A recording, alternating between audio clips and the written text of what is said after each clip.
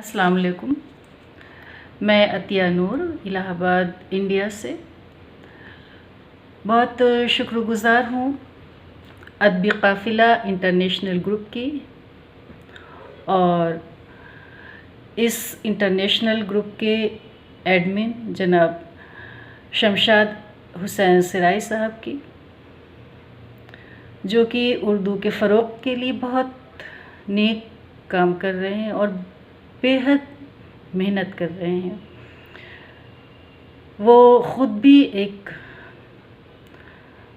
बेहतरीन आलमी शोहरत याफ्ता शायर हैं, जिन्हें आलमी सतह पर बेशुमार इज़्ज़ात से नवाजा जा चुका है।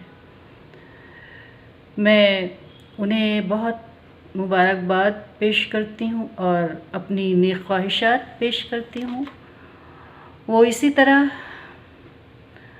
बहुत तरक्की करते रहें और उर्दू की खिदमत करते रहें।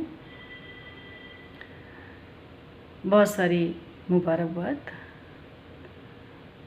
बहुत बहुत शुक्रिया, बहुत शुक्रिया।